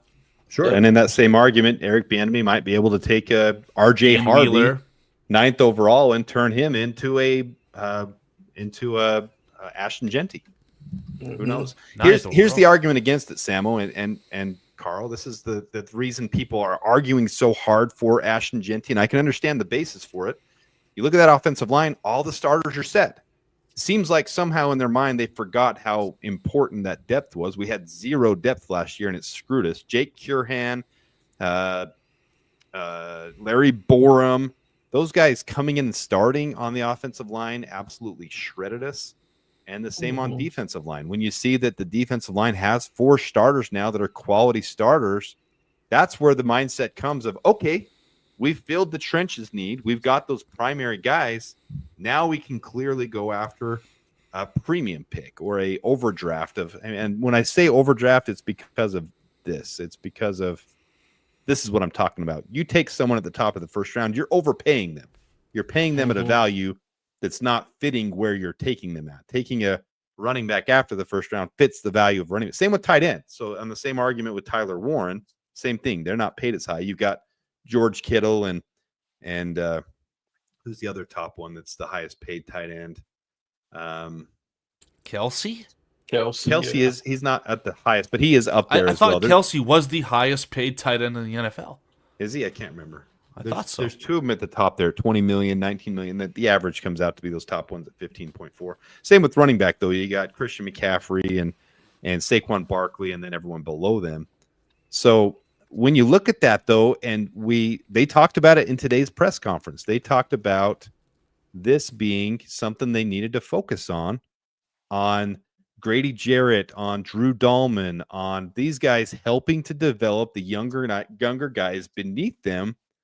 We've got to hit some of these draft picks, whether it's 10, 39, 41, 72, on the trenches, on the offensive and defensive line. You'd think with the defensive line being such a stacked at the top, it's deep, but it's more stacked at the top where you have impact players at the top of this draft.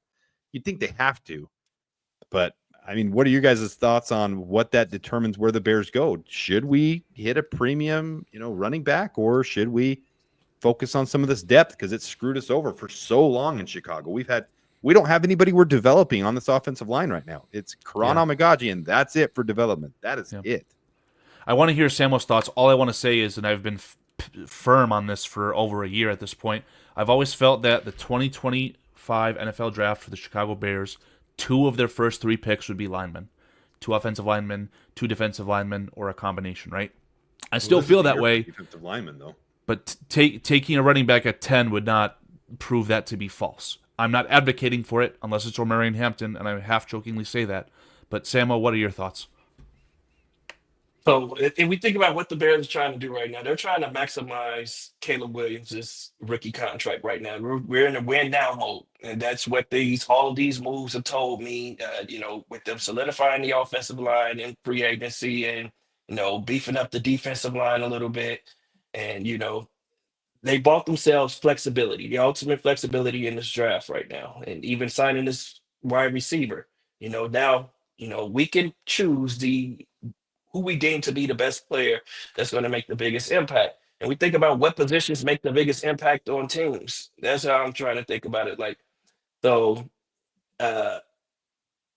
If and only if we're able to trade back, I'm very open to considering drafting Justin Simmons to be the left tackle of the future for the Chicago Bears, and maybe not even the future, maybe the mid-season at some point in time, but we know that he's completely healthy. Simply because we've seen what the market is for subpar tackles on going forward. So it's only going to increase, and Braxton being in a contract season, I think we have to prepare ourselves for that. So that's one option I'm looking at. The other option I'm looking at is that makes a huge impact is if there's a pass rusher that the Bears deem to just be a dog as a pass rusher, maybe we go there, and that could be interior or exterior or edge. So I look at guys like a Nick Scourton, who I think is going to be a really good pro. I think he may not. I think he's going to be a really good pro, man. I think he's a good fit for this defense. And I look at a Mason Graham, we need an interior dog, to someone who's just going to generate a lot of pressure up the middle. I know we got Grady Jarrett. Grady is 32 years old, and we saw the inconsistency from our big guy in Javon Dexter. So, those are the positions that make the biggest impact, that could make the biggest impact this year. So those are the positions I'm looking at. And what you're saying, every one of those you're talking about, we've already got the quarterback set. I mean, you're hitting those other ones. We hit wide receiver last year, and those who don't think Rome Odunze is a hit, I need to pull up. I haven't done a video on it yet. I've been preparing to do a video on Rome forever, and it's just one of those that keeps getting put on the back burner. You should pull out a paddle for those people who feel that way, Adam. Yeah, they need a spanking. Karl, where are you at on here? Where's Karl down here? Remove. Samo, to hit what you were saying though with offensive tackle with Josh Simmons, there's something a lot of people aren't talking about is if Josh Simmons doesn't hit on year 1, you've still got Braxton Jones there ahead of him. If he does hit, offensive tackle is such an important need at the trade deadline. You could trade Braxton Jones for some trade value. You still got Karan Amagaji that's developing. He could then turn into your swing tackle. There's options there. So taking Josh Simmons at 10 or at a trade down is not the worst path in the world. I'm absolutely open to it. When I was close to it before, because I defended Braxton Jones harder than probably anybody. But the reality is there's options if you take, because when's the next time I've advocated next year is probably strongest at offensive tackle, not interior offensive line. At cornerback, it's going to be really strong.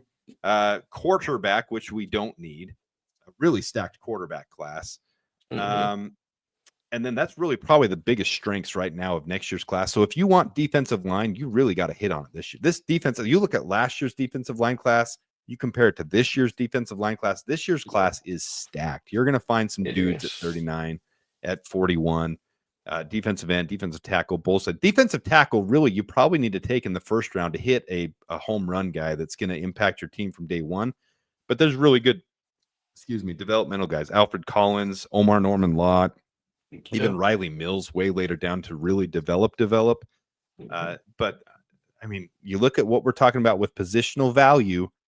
And you're spot on. Offensive tackle, defensive tackle, edge. Those are probably the more valuable positions to take when we're talking about this and, how we don't have depth there. We don't have depth at those spots.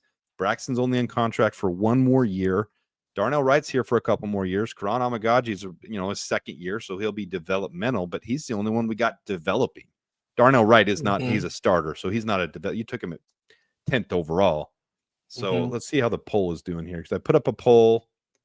Let's see. Man, you guys all want to trade back. Am I influencing you guys too much? Because I've been pushing hard on my channel for the trade back. So Adam, do not open the chat on my channel. Do not open it. What's understood? There's an active poll, and you cannot view it. Do not open my chat. What is this? What does it say? I need to know. I'll show you after the show out of respect for yourself, but you cannot look at it. Is it different than? Did you do the same exact poll?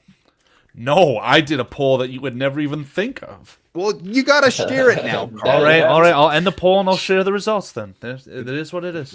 Good boy, Karl. How do you share results of the poll? Via screen share. Oh, via screen share. Okay. You might get mad at me. I'm not going to lie to you. But again, I've got to keep you on your toes, Adam.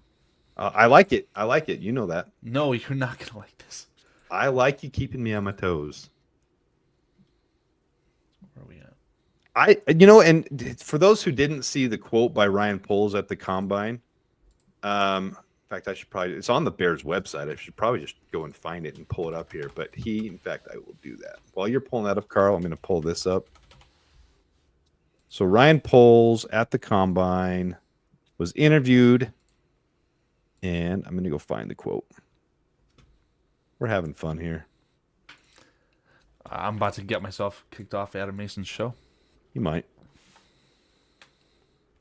All right, so I'm going to pull this up. So I feel that unanimous decisions in this day and age are a very powerful thing, Adam. So I want you to keep that in mind as I share this with you. I like getting out of groupthink. I hate when people are lemmings. I've said that before. There is no group. We are all on the same page here. 6 votes, Karl. 6 votes. I know. It's not Ozempic. It's semi-glutide, and I'm a fat dude, okay? This is unbelievable. I'm going to say it was something personal that I just shared here, Karl, and you're taking advantage of my vulnerability, and you're that's an excellent way to spin it. You are not wrong, I guess. You're slapping me in the face on my own channel. You quite the opposite. Wonderful human being. No, you were so willing to share that with your viewers, the Masonites. This is a special episode. This is a coming out party for Adam Mason, and I'm going to audio clip that. It sounds like a sponsorship opportunity to me. Adam Mason is sponsoring himself. I'm going to sponsor there might be an opportunity here to promote it a little bit. I'm going to share with you guys how the results go first. Though I'm an athlete from the past. I'm not a major athlete, but I was an athlete growing up. I was a defensive end, and now it's just harder to maintain the weight. And I blew my shoulder out several times. I just had to get an MRI and had an injection, steroid injection, to try to go that route before surgery. And so it's been hard to maintain the weight. And I'm an athlete. I freaking love JC1. I decided to go the route of semi-glutide. And if you guys don't get informed, make sure you do what's best for you is the thing I always say. And I've decided to give it a shot. I'm working out while I do it, so I don't lose the bone mass and I don't lose the muscle mass. I can't speak to your diet, Adam. Just pair it with a good diet. Try and build good habits. I'll tell you right now, the beginning of it. Sky's the limit. Everyone likes the stats and the in-depth analysis on this channel, so I'll tell you so far what it's done is it changed. And my like I mentioned earlier, Samuel, my friend's a doctor. And he's guiding me through this. He's the one helping me. His wife actually lost 60 pounds on it. Wow. It changes the composition of how you digest food. It slows down the digestion. Karl sees a comment in there. Tell me which one to put up here, Karl. Say anything like black tar heroin? Is that I know keto is healthier, guys. I understand there's different options. I'm taking my research and I'm taking a decision that I feel like is right for me. So I've done diet, I've done exercise, I've done everything, and I'm going to pair it with a healthy diet Karl, you're going to get kicked off here. I'm removing Karl. I love Karl. And it changes the digestion. It slows digestion down. It makes you nauseous a lot. It makes you not want to eat. And you're basically just creating a intermittent fasting diet for yourself through medication is what you're doing. So getting off of that one, going to get back to where we were talking before. Share screen, and we're going to go to Ryan Poles' quote. So those who haven't seen it, this is actually on the Bears website, and right here, this is Ryan Poles talking at the combine. With the number 110 selection this year, the spotlight isn't nearly as blinding, but general manager Ryan Poles isn't changing how he prepares for the draft, especially this week in Indianapolis. Really, the approach is the same. Poles told ChicagoBears.com. We're just trying to gather as much information about the players that we interact with. I take this as they are going to do their homework, and I do think they're going to set up the pods. So what we're talking about today with running back, tight end, defensive line, offensive line, nose tackle, all the different positions. But we know sitting at 10, there's probably going to be some really good opportunities for, and he always calls draft picks opportunities. I think that's funny. So some really good draft picks for us to improve our football team. But with this draft, there's also enough depth in the first round that I believe you could actually move back a little bit and still pick up a good player. Nothing shocking there to anybody, but he openly talked about it. He's open to trading back. So with this poll that we have going on, we have 60% saying trade back, 29% trenches, 9%, 8% Ashton Genty, 4% Tyler Warren. So you guys are a little mixed on it, but it seems to be a general consensus of, maybe there is an opportunity here for the Bears.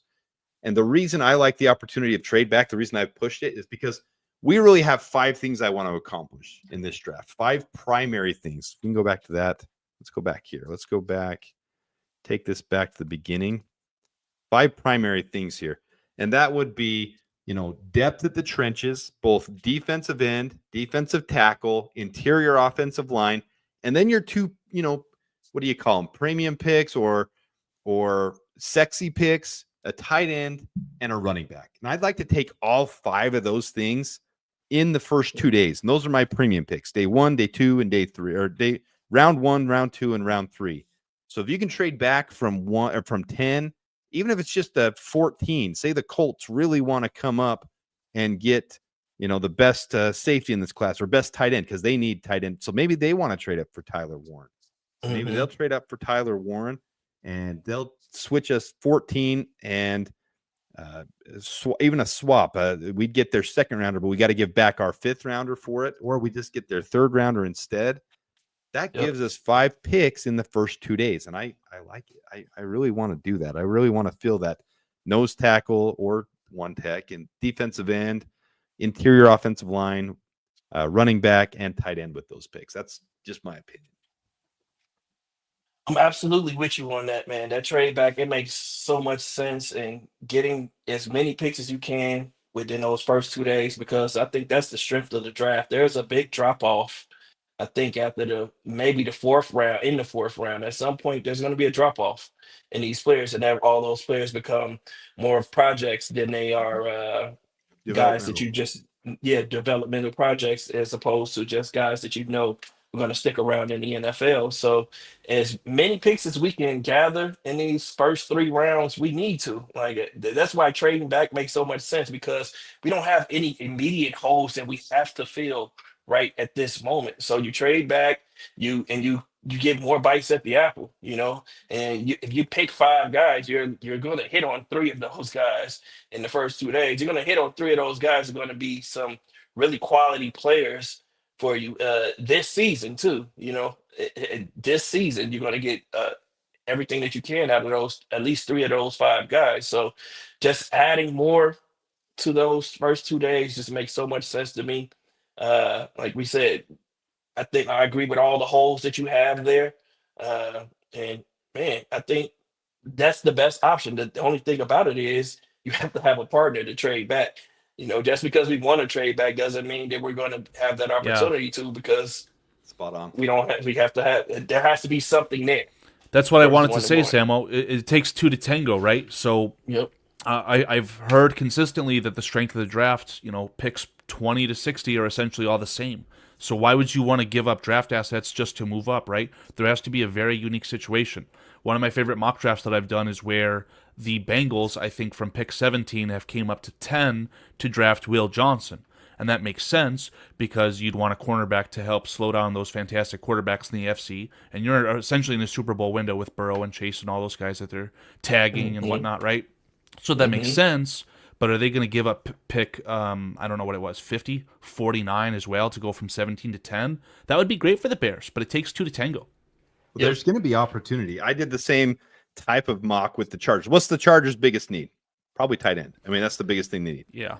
If you're looking at their window, they got the same type of window going on. They've got Justin Herbert. They want to win now. They want to fix it. They want to get it going. They hit the playoffs, but they didn't do anything last year. They want to hit over that hump. Tight end is a huge weakness for them.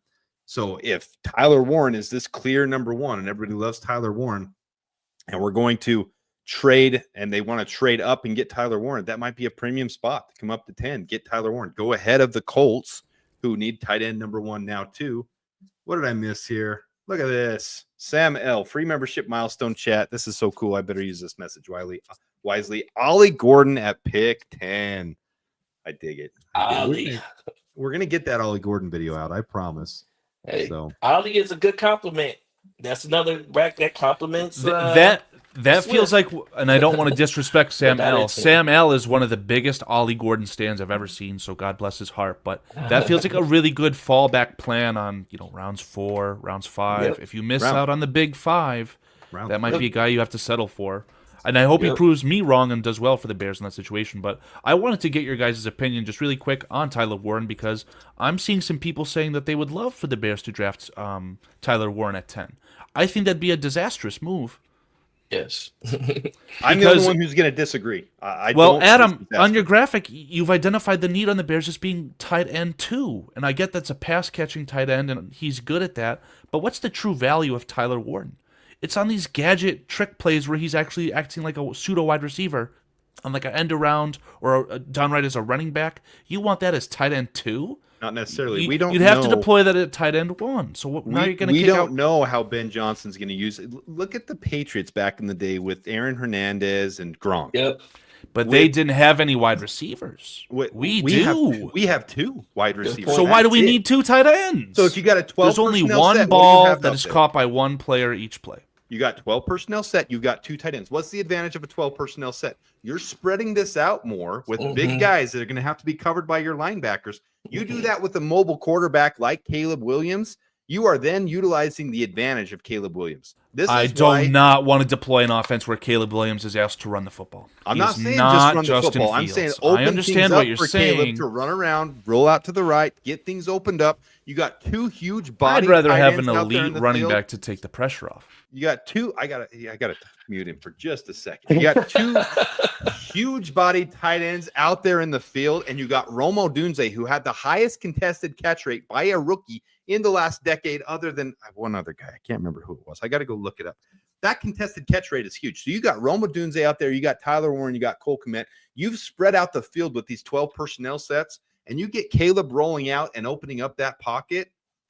You're talking 20-yard gains every single play with whatever guy finds that open window. Tyler Warren, Cole Kmet, Romo Dunze, or freaking DJ Moore all of a sudden becomes the squeaker who finds his way into the middle of nowhere because nobody's paying attention to him on these 12 personnel sets. May I I'm address telling you- Sam L's comment real quick? There are some special things that could happen with 12 personnel being employed 50% of the time because we. I think It's going to happen, and I think it's going to be over 50% of the time that we're going to see 12 personnel. And that's why I think that we will draft a tight end. I don't know if it's going to be Tyler Warren, and we do need an athletic guy because, like you said, it opens up so many opportunities for RPOs and just the play action game because we know that we want to run the ball. Ben Johnson wants to run the ball, and I think we're going to be a good running team. So that's going to open up so many opportunities for Caleb Williams on the RPO game and the play action game, and we're going to see a lot more tight end screens and all this good stuff that can happen. And because we have those 2 good wide receivers on the outside,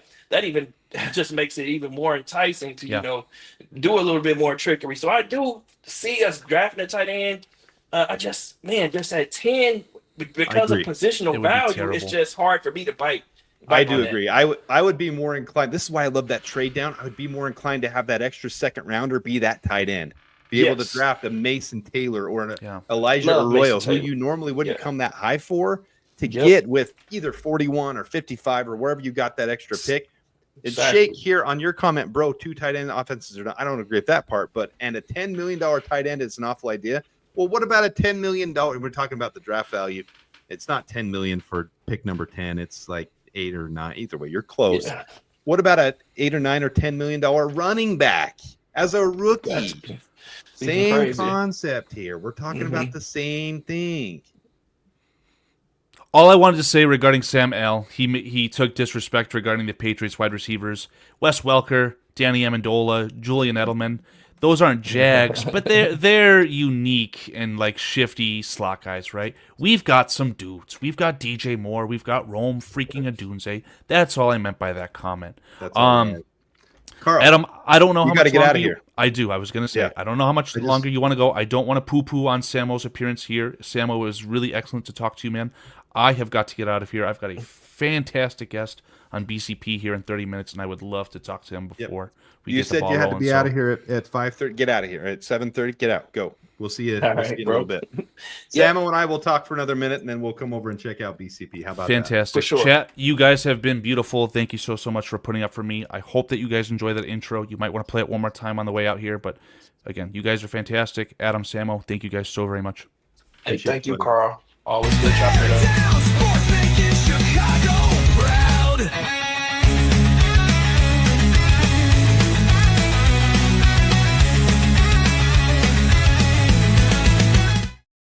All right, Carl's gone. Even if he's backstage, I'm telling him to get out of here. Leave, Karl. Get out of here. He has to be gone by 7:30, so he's out of here. So, Samo, on that thought, I'm right with you, and I'm not opposed to it. Now, I won't be upset either way. That's one thing a lot of people misconstrue. If the Bears choose to draft Ashton Genty at 10, I won't be upset. He's a great prospect.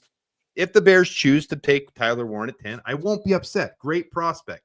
I just don't see it fitting with our needs when we can hit those needs at 39, 41, a trade down at 55 or whatever. We can hit running back and tight end there and still take, like you said, a Nick Skeleton or a Mikael Williams or a Mason Graham or even Walter Nolan, who I love, or Kenneth Grant. There's so many freaking good defensive linemen in this draft that I feel like, and the drop off does happen right there in the second round. You're going to see a difference. Now, defensive end, it doesn't as much. I still feel like Landon Jackson would be a great fit for the Bears. So he's kind of who I'm targeting if we don't take defensive end in the first round. Second round, perfect fit to around Dayo Odengbo. He would, learn perfectly behind him. Same size, same playing style. Yep. But in the first round, I really think that defensive tackle is too good of an option to pass up on. But you're making a good point with Josh Simmons, too. The Bears could do that. I just don't think it's the right time to take running back, right time to take tight end. But I do feel like we need them deeply. Yeah, we do need those for those positions, but because of the depth that's in the draft at running back especially, and then tight end not being a premium position that you're going to see a run on before the second round, I think that we have an opportunity to draft both of those positions in the second round. So a trade back is definitely the best option. And I'm thinking defensive tackle or edge rusher. Like I said, I love Nick Gordon. I just think that he's a perfect fit. I think he's going to be a much better pro than he is even a college player. I see a lot in him. But I also like a lot of these defensive tackles. And you brought up to my attention, I think watching one of your videos, that we need a backup to Billings. We really need a good nose tackle. So I like Grant. I like Tyleek Williams. I really like Walter Nolan as a 3-tech. But because we've just made this move for Grady Jarrett, I'm just not sure if a 3-tech is going to be the guy that they go after, because I think that pushes Javon Dexter into playing a little bit more nose guard if we do nose tackle if we do go ahead and get draft a Walter Nolan, because I can't see him playing nose tackle, but he's a great penetrator for a 3-tech position. So yeah, those are the premium positions. Those are the positions that are going to make the most impact this season because of the rotation that you're going to see on the defensive line. That guy's going to play. I also love your idea of trading a Braxton Jones when we get towards mid-season and allowing a Josh Simmons to step into that role maybe a week or two before the trade deadline, and getting something for Braxton Jones as opposed to seeing him just walk away. I didn't even think about that as an option, but that's a really great idea. It would just depend on how quickly Josh Simmons picks, if that's the route we go. But on the Hmm. graphic here, that's the same reason I put Jervon Dexter there, because he is kind of more natural. That was his original position at one tech. I know a lot Yep. of people don't like to say nose tackle at or nose Hmm. guard for the Bears because we run a 4-3, but I think it opens up to be able to do both. I would like to personally see someone like Kenny Grant. Kenny Grant's become kind of my primary, but I understand it's Yep. kind of an overdraft. But we also know at the same time, the Bears aren't worried about overdrafting because Darnell Wright was Hmm. projected that same range. Kenny Grant's Yep. projected somewhere between 15 and 22, depending on where you Hmm. look. If you look at Darnell Wright when we drafted him 2 years ago, that was the exact same range where he was projected X. to go 15 to Hmm. 22. So if Ryan Poles falls in love with this guy, and I don't know if he does with Kenneth Grant because we didn't meet with him at the combine. We didn't, I don't know if we've shown. We met with Alfred Collins, which is interesting Yep. because that would be a Hmm. second round nose tackle to take, Hmm. which I also think is a great option. Yep. But I don't think it limits us to have to do that because I think Walter Nolan, Mason Graham, same size, same playing style. I think they could still impact, and with the 4-3 still, they could rotate back and forth between, Hmm. one tech, the inside gap of the guard, over the Hmm. center, over the in the 3 tech spot on the outside of the guard. They could even rotate between all of those and give us a lot of versatility between Yep. Greg Garrett, Jervon Dexter, Andrew Billings. All those guys could rotate. Billings would be more of your, over the guard, inside guard. He'd be more of your Hmm. rougher type of big bodied guy. But if Hmm. you could upgrade that with a Kenneth Grant who weighed 360 at one point and now has trimmed down and is a healthy, clean, lean 330, Hmm. we haven't had that in the Bears for a while. We haven't, even what's Billing, 6'1" and 300 flat. Yep. He still does a good job as a rotational guy, but Kenneth Grant would give us a whole new aspect we haven't seen in Chicago for a while, and I would love it. Yeah, that's a guy that doesn't get enough love right now is Kenneth Grant. And I think as you get closer to the draft, you'll hear more about him because he has all the measurables, like you said. He has some upside as a pass rusher too, especially having lost those 30 pounds.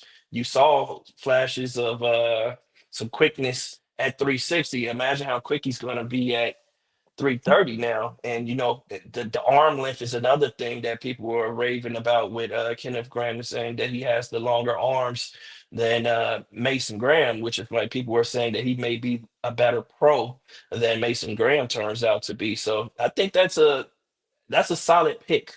At 10, I think he's going to be a solid player. That's a guy who can be here for 8 years and be a solid player for you. Yeah, I don't think he's getting enough love. We'll see if things change before we get to the draft. So we're hitting here at the end here, Samo. We're gonna get close to the end. I want one more thing from you because we haven't talked enough. Who are your favorite picks that you really like the most that maybe aren't the most mainstream? You hear Ashton Genty to the Bears. You hear that a lot. You hear maybe Will Campbell to the Bears. Those are the two. The Bears have a top 30 visit right now. Mhm. I just kind of let you know Walter Nolan and Kenny Grant were my favorites. You said you kind of like defensive tackle too. Doesn't have to be the first round, but who's kind of the guy that you're rooting for the Bears to pick that maybe not everybody else is that you're seeing? Two of them. I think that Quinshawn Judkins is one of them, man. I Okay. really like Quinshawn Judkins, and the combine just solidified it for me. I think he was underutilized at Ohio State as a back. So he doesn't have the mileage, so that's a good thing. That's the other thing about Genty that people don't talk about. That guy has a lot of mileage, man, on those legs from this past season. He tied over 300 carries, so as opposed to Judkins, who saw 100 something, 150 or so carries or Yeah. less. And I mean, he has the power, he has the vision, the speed. The speed was one thing that surprised me, being a 4.49 or 4.48. Like that's decent speed. That's pretty good speed for a guy of that size with great contact balance, man. I think he fits a good need for us. And the other guy is the big athletic tight end, man, Elijah Arroyo, bro. That like guy, the way man, I I think he's a stud, man. He's going to be a stud. He kind of reminds me of Aaron Hernandez a little bit, which is kind of crazy to me because he's physical. He's a physical running with the ball in his hands. He has the ability to block. He's shown like he's a willing blocker and he has some blocking ability. But with the ball in his hands, he turns into a weapon, man. He's running past people, he's running through people, and he's running, juking people a little bit. Like I like him a lot. I also like Mason Taylor, though, if we miss on that. So hey, speaking of Mason Taylor, do you know who Mason Taylor's dad is? Yeah, I did a video on him earlier, and yeah, he's got a Oh, lot of connections. He's got Jason Taylor's his dad, yep. but his uncle is also not the same last name. Who's his uncle? Zach Thomas. Zach Thomas. Yeah, Zach Yep. Thomas is his uncle. So he's got some NFL blood in him for sure. So Exactly. and That's that what I was does like. help when you've got people to mentor you and people to help you in that process of switching from first Yes. round. I'm sorry, not from college to the NFL. My hat looks like it was funny on there. I had to take my hat off. It looked funny on the video. It looked like it was like raising up. It does help when you have people to mentor you to bring you into the league to be able to help you hit that next level. I think it's an added bonus to him as well, for sure. Elijah Absolutely. Arroyo, like you're talking about, I like the way he runs his routes and gets open in space. He always seems to find a hole. The only problem there is just the health issues with him too. Yep. So Yep. same thing One with many thing. of these guys.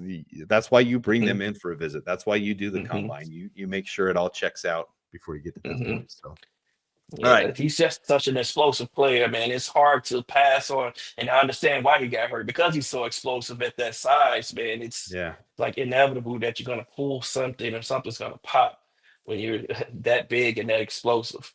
100%. Appreciate you guys in the chat. We are going to wrap this up. Stamo, we're going to have you on again. We kind of cut you short here, but we got it figured Absolutely. out. We got you on, and Mhm. we'll have to have you come on again because you're a great guest. You're a great guy to muck it up with and talk Bears and like you said, even with Karl, Cool. even with everyone, we're not all going to agree. And the thing is, guys, and I've been saying this on Twitter, nobody knows what the Bears are going to do. No one does. We all have fun speculating. We like our favorite guy, and we get our opinions, and some of us have stronger opinions than others, and we kind of, push our weight a little bit. And Creighton, are you saying Jonah Jackson got a 1-year extension? Did he? I had not. He already has a 1-year extension. I mean, he already has 2 years on his 2 contract. years on his contract already. Yeah. We'll see. But anyways, appreciate you guys tuning in. Samo, closing words for you. I'll leave that up to you. Appreciate you coming on. We will have you come on again for sure. Yeah, absolutely. Thank you again for the invite. It's always good chopping it up with you, Adam. Shout out to everyone in the chat. And man, looking forward to doing this again. Yeah, it looks like that did happen. So Sam L, I don't have time to look it up on the stream because I do have to end the stream, but it sounds like they might have, which they could restructure some of the contract details, make a little more cap space because we're out of cap. That's what it sounded like they did. Yeah, they did that to create some more cap space. And that's probably even a void year or something that they can even utilize. So yeah, I'm more interested in them extending Tooney. That's what guy who I thought would get the extension for a year or two, because I still think the they will. yeah, I think they will too. Yeah, Hall of Fame pedigree man, and that dude we want to keep in. The leadership is what's important to me too. We need him around. Once we get the draft done, the roster gets set, we'll start adding those undrafted free agents, some low-level players to fill out the 90-man roster. And in that time frame, they'll work on, a Kyler Gordon extension, work on a Tooney extension, work on some of those guys that we got to get worked out. I would see that happening for sure. No doubt. No doubt. Samuel, thank you, sir. Thank you for coming on. We'll do it again sometime.